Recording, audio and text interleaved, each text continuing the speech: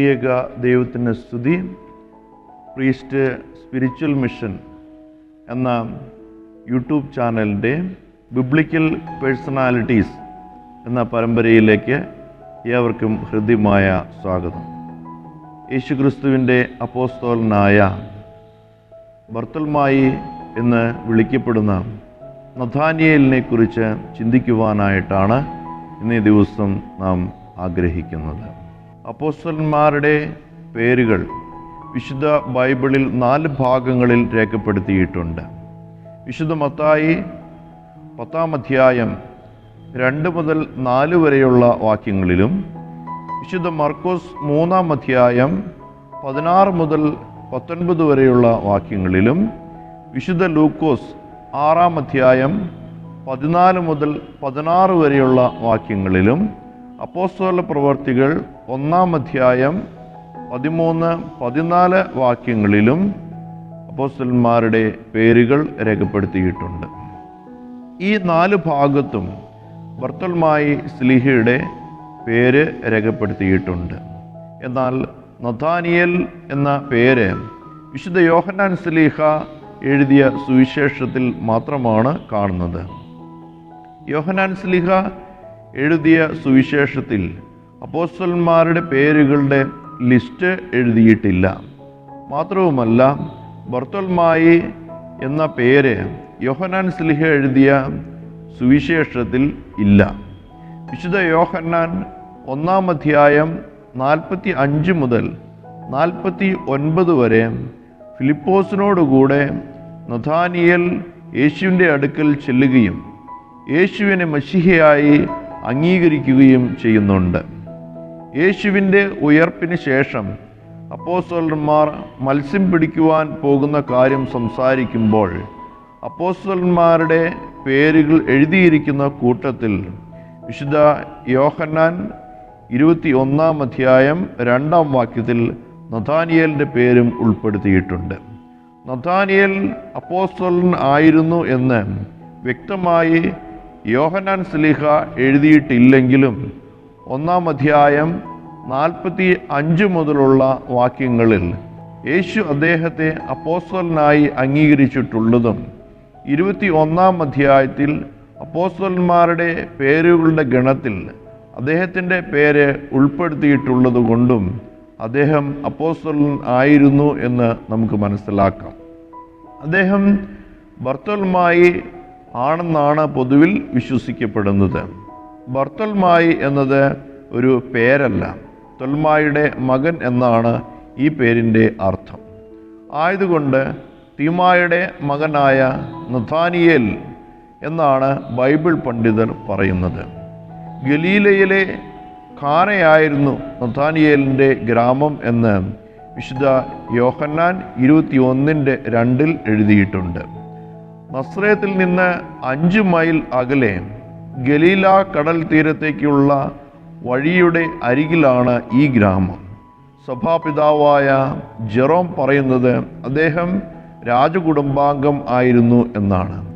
6 സഹോദരന്മാർ അദ്ദേഹത്തിനുണ്ടായിരുന്നു എന്നും, എന്നാൽ കൗമാരത്തിൽ തന്നെ അവരെല്ലാം മരിച്ചു പോയതുകൊണ്ട് കുടുംബത്തിൻ്റെ ഉത്തരവാദിത്വം അദ്ദേഹത്തിനായിരുന്നു എന്നും പറയപ്പെടുന്നുണ്ട്.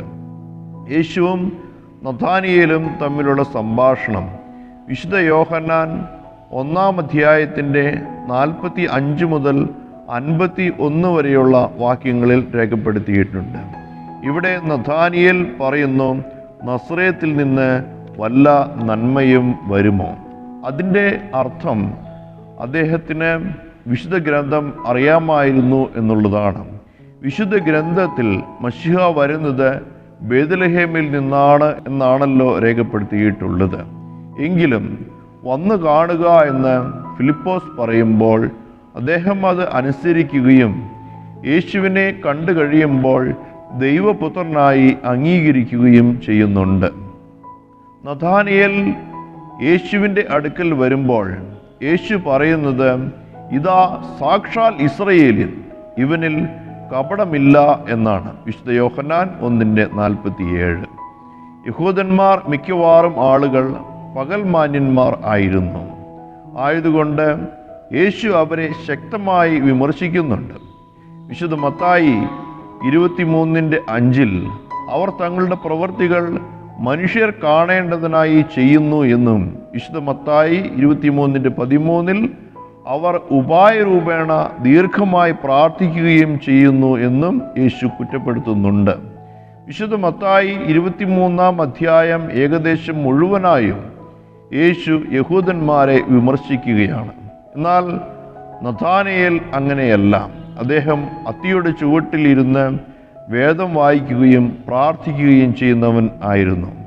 ആരെയും ബോധ്യപ്പെടുത്താനല്ല ഇത് ചെയ്തിരുന്നത്, രഹസ്യമായിട്ടാണ് അദ്ദേഹം ഇത് ചെയ്തിരുന്നത്. എന്നാൽ രഹസ്യത്തിൽ കാണുന്ന ദൈവം നഥാനിയേലിനെ കാണുന്നുണ്ടായിരുന്നു. വീടിൻ്റെ മുമ്പിൽ അത്തിവൃക്ഷം നട്ടുപിടിപ്പിക്കുന്നത് അന്നത്തെ കാലഘട്ടത്തിൽ സർവ്വസാധാരണമായിരുന്നു. ഏകദേശം 20 അടിയോളം ഉയരത്തിൽ പടർന്ന് പന്തലിച്ചു നിൽക്കുന്ന വൃക്ഷമായിരുന്നു അത്തി. വലിയ ഇലകൾ ഇടതിങ്ങി വളരുന്ന വൃക്ഷം. യഹൂദിയയിലെ ചൂടുള്ള കാലാവസ്ഥയിൽ അത്തിവൃക്ഷം വലിയ ആശ്വാസവും സന്തോഷവും സമാധാനവും നൽകിയിരുന്നു. അത്തിവൃക്ഷത്തിൻ്റെ ചുവട്ടിൽ തണലും തണുപ്പും ഉള്ളതുകൊണ്ട് അവിടം വേദധ്യാനത്തിനും പ്രാർത്ഥനയ്ക്കും അനുയോജ്യവുമായിരുന്നു. അത്തരത്തിൽ നഥാനിയേൽ വേദം വായിച്ച് പ്രാർത്ഥിക്കുന്നത് യേശു കണ്ടിരുന്നു എന്നർത്ഥം. യേശുവിൻ്റെ സ്വർഗാരോഹണത്തിന് ശേഷം പെന്തക്കോസ്തിയിൽ പരിശുദ്ധാത്മാവിനെ പ്രാപിച്ച് അപ്പോസ്തലന്മാർ ലോകത്തിൻ്റെ നാനാഭാഗത്തേക്കും സുവിശേഷം അറിയിച്ചു പോയപ്പോൾ അദ്ദേഹവും അപ്രകാരം മിഷണറിയായി പോയി. Black Sea, Persia, Asia Minor, Egypt, Mesopotamia എന്നീ സ്ഥലങ്ങളിലൂടെയെല്ലാം അദ്ദേഹം സുവിശേഷം അറിയിച്ച് യാത്ര ചെയ്തു. അനേക അത്ഭുതങ്ങൾ അദ്ദേഹം യേശുവിൻ്റെ നാമത്തിൽ ചെയ്തു. രോഗികളെ സൗഖ്യമാക്കി, മരിച്ചവരെ പോലും ഉയർപ്പിച്ചു. ആയതുകൊണ്ട് ആയിരക്കണക്കിന് ജനങ്ങൾ അദ്ദേഹം ചെല്ലുന്നിടത്തെല്ലാം തടിച്ചുകൂടി. അദ്ദേഹം ഒരു രാജ കുടുംബാംഗമായിരുന്നു. അദ്ദേഹം അനേകം സ്വത്തുക്കളും അദ്ദേഹത്തിനുണ്ടായിരുന്നു. ഈ സ്വത്തുക്കളെയെല്ലാം പിൽക്കാലത്ത് ദരിദ്രർക്ക് വേണ്ടിയിട്ട് അദ്ദേഹം വിതരണം ചെയ്തു. കൂടാതെ അദ്ദേഹം ഒരു സത്യാന്വേഷിയും ആയിരുന്നു.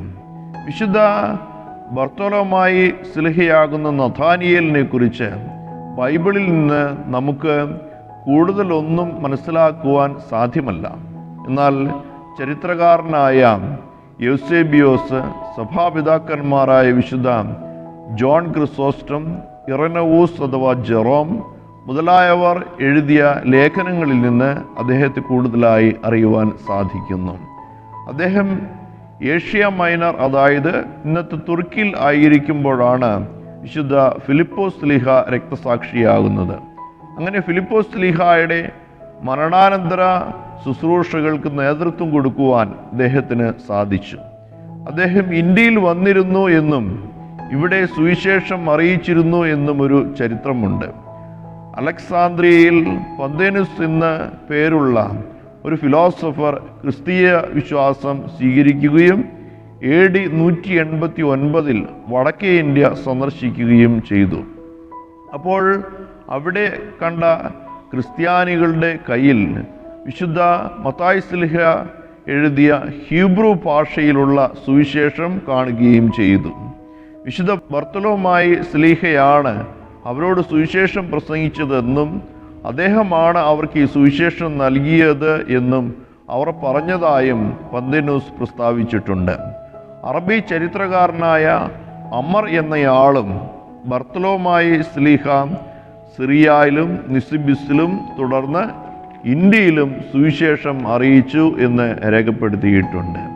ബർത്തലോമായി സ്ലീഹയുടെ സുവിശേഷം എന്നറിയപ്പെടുന്ന ഒരു അപ്പോക്രിഫ ഗ്രന്ഥത്തിൽ ഇന്നത്തെ മഹാരാഷ്ട്രയിലുള്ള കല്യാൺ എന്ന സ്ഥലത്ത് അദ്ദേഹം വന്നതായി രേഖപ്പെടുത്തിയിട്ടുണ്ട്. ചരിത്രകാരനായ യൂസേബിയോസും വിശുദ്ധ ജോൺ ക്രിസോസ്റ്റം, ഇറനവൂസ് എന്ന ജെറോം എന്നിവരെല്ലാം ബർത്തലോമായി സ്ലീഹ ഇന്ത്യയിൽ വന്നതിനെ സാധൂകരിക്കുന്നുണ്ട്. ഇന്നത്തെ കർണാടക, ഗോവ, മഹാരാഷ്ട്ര എന്നിവിടങ്ങളിലെല്ലാമാണ് അദ്ദേഹം സുവിശേഷം അറിയിച്ചിട്ടുള്ളത്. എന്നാൽ മലങ്കരയിലെ സഭകളിലൊന്നും അദ്ദേഹം ഇന്ത്യയിൽ വന്നതായി വിശ്വാസമോ പാരമ്പര്യമോ ഇല്ല. അദ്ദേഹം ഏറ്റവും കൂടുതൽ സുവിശേഷം അറിയിച്ചത് അർമേനിയയിൽ ആയിരുന്നു. ഏകദേശം 30 വർഷത്തോളം കാലം അദ്ദേഹം അർമേനിയയിൽ സുവിശേഷ ശുശ്രൂഷ ചെയ്തു. ഒരിക്കൽ ഇക്കോണിയയിലെ അൽഫോനെപോളിസ് എന്ന സ്ഥലത്ത് വെച്ച് സുവിശേഷം പ്രസംഗിച്ചപ്പോൾ അസ്ത്രജീസ് എന്ന നാടുവാഴി അദ്ദേഹത്തെ തടവിലാക്കുകയും ക്രൂരമായി മർദ്ദിക്കുകയും ജീവനോടെ തോൽ ഉരിഞ്ഞെടുത്ത് തലകീഴായി ക്രൂശിൽ തറയ്ക്കുകയും ചെയ്തു. അദ്ദേഹത്തിൻ്റെ മൃതശരീരം കടലിൽ എറിഞ്ഞു എങ്കിലും അദ്ദേഹത്തിൻ്റെ ശിഷ്യന്മാർ അത് കണ്ടെടുത്ത് സംസ്കരിക്കുകയും ചെയ്തു.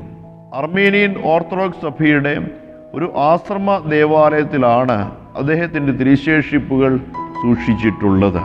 തിരുശേഷിപ്പുകളുടെ കുറേ ഭാഗങ്ങൾ ഇറ്റലിയിലെ ബെനവൻറ്റോ സെൻറ്റ് ബർത്തലോമിയോ ബസിലിക്കയിൽ സൂക്ഷിച്ചിരിക്കുന്നു. അർമേനിയയുടെ അപ്പോസ്തലനായി ആ രാഷ്ട്രം അദ്ദേഹത്തെ ആദരിക്കുന്നു. പൗരസ്ത്യ സഭകൾ ജൂൺ 11-നും പാശ്ചാത്യ സഭകൾ ആഗസ്റ്റ് 24-നും അദ്ദേഹത്തിൻ്റെ ഓർമ്മ ആചരിച്ചു വരുന്നു. നഥാനിയേൽ എന്ന പദത്തിൻ്റെ അർത്ഥം ദൈവത്തിൻ്റെ ദാനം എന്നാണ്. അതെ, ദൈവം നമുക്ക് നൽകിയ വലിയ ദാനമാണ് നഥാനിയേൽ എന്ന ബർത്തലോമായി സ്ലീഹ. നമ്മുടെ കർത്താവ് അദ്ദേഹത്തെ നോക്കി പറയുന്നു, ഇതാ കളങ്കമില്ലാത്ത കാപട്യമില്ലാത്ത സാക്ഷാൽ ഇസ്രയേല്യൻ.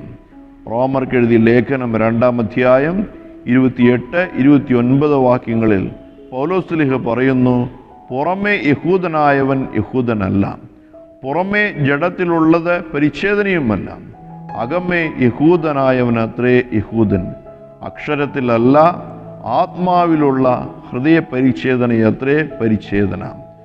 അവന് മനുഷ്യരാലല്ല ദൈവത്താൽ തന്നെ പുകഴ്ച ലഭിക്കും. ഈ വചനം ബർത്തലോമായി സ്ലീഹയുടെ ജീവിതത്തിൽ അന്വർത്ഥമാണ്.